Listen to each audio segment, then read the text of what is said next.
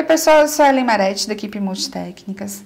Este é um vídeo para as explicações a respeito de número de alças, como calcular o número de alças para determinada peça.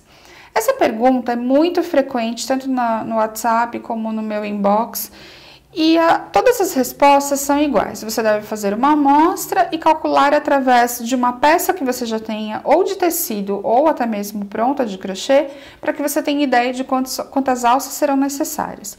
Por que eu não consigo responder o número de alças quando a pessoa me pergunta? As perguntas costumam ser assim: quantas alças para o tamanho G?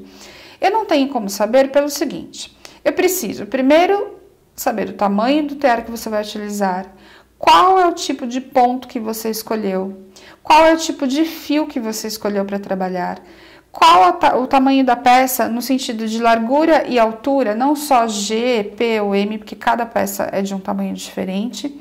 E além disso tudo, quando você decide que peça que você vai fazer, é necessário que seja feita a amostra para que aquele modelo fique adequado para o tipo de ponto que você vai trabalhar.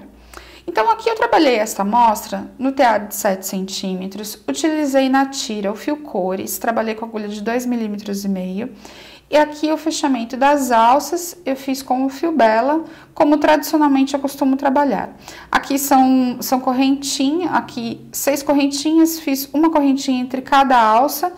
Cada motivo desse eu trabalhei com 15, então são 15 alças fechadas, 15 alças abertas, 2 motivos totalizando 30 alças. Então, eu sempre digo o seguinte: qual é a amostra que você precisa fazer? Procure fazer pelo menos o motivo inteiro.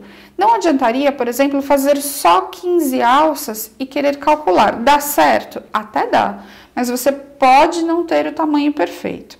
Então, eu trabalhei 2 motivos iguais, o próximo motivo já sai dessa parte de baixo, e a partir daqui é muito fácil. O que eu vou fazer? Eu vou colocar ele no canto da peça que eu escolhi.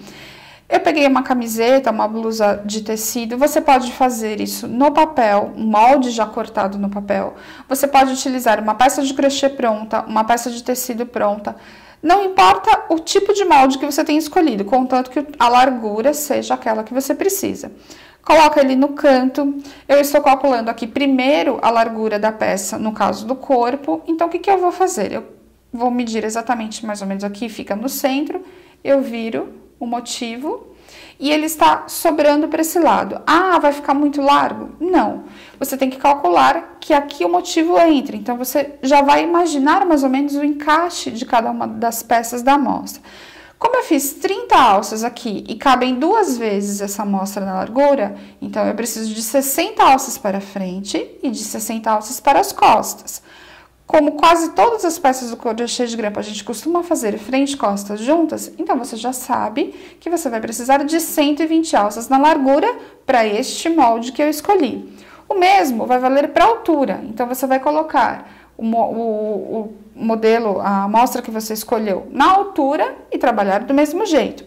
Existe um pouco de diferença entre o tamanho da amostra que você escolheu e o tamanho que a peça vai ficar? Sim, por conta da tensão de ponto. O que isso significa? Caso você queira a amostra mais perfeita possível no caso do tamanho da largura, principalmente se isso for uma encomenda, minha sugestão é o seguinte: trabalhe a amostra, manuseie um pouco essa amostra, deixe ela um pouco parada, se possível, de um dia para o outro, porque a umidade do tempo, o manuseio da peça na mão, a tensão do ponto no meio da tira do crochê de grampo, tudo isso influi. A amostra ou ela cede ou ela encolhe. Então, essa dica, ela vale para quem precisa, por exemplo, fazer uma peça para alguém que mora em outro local e você nem sabe o tamanho da pessoa, só sabe as medidas. Dessa forma, a sua amostra jamais vai ficar errada, porque você consegue, terminando a amostra, ela costuma ficar ou tensionada demais ou às vezes de menos. Quando você deixa ela descansar, aí sim, ela toma forma que ela vai ficar permanente. Então, essa é uma dica importante. Outra coisa, eu tenho uma outra amostra aqui que eu fiz de outra peça. Esta amostra, ela é bem maior, porque eu estava definindo o ponto que eu iria fazer o trabalho. Então, eu não estava preocupada tanto na largura, mas sim qual o efeito final do ponto. E aí, quando você vai calcular um trabalho, se você fizer uma amostra, não precisa ser tão grande, mas, por exemplo, se você quiser saber qual a altura por conta da emenda, porque naquela amostra que eu fiz aqui, que eu mostrei para vocês, eu não tenho emenda entre um motivo e outro. Então, eu estou calculando na largura, mas na altura eu vou ter que emendar mais um motivo para saber exatamente a altura necessária. Aqui eu já tenho 2 tiras com a emenda definitiva e eu já tenho condições de saber quantas tiras serão necessárias para a altura da blusa, porque eu já tenho essa parte pronta. Então, reparem que para o cálculo das alças, para o tamanho específico que você precisa, é necessário fazer a amostra. Quando você for fazer uma amostra, não procure utilizar o fio que você vai fazer. Não precisa ser a mesma cor, pegue uma sobra, um resto de novelo que você já não vai mais utilizar, mas que seja o mesmo fio e a mesma agulha. Dessa forma, a sua amostra vai ficar perfeita no tamanho que você precisa e você vai conseguir calcular o número de alças sem que ela fique diferente da peça finalizada. Então, esse vídeo foi rápido, apenas para essa explicação.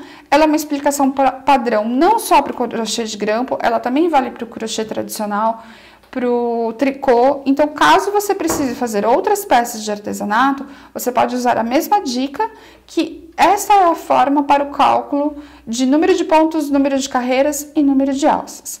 Se vocês gostaram do vídeo, não se esqueçam de clicar em curtir, inscrevam-se no canal para receber as novidades antes de todas as pessoas, porque quando o vídeo é inserido no canal, automaticamente o YouTube manda as novidades para quem é inscrito.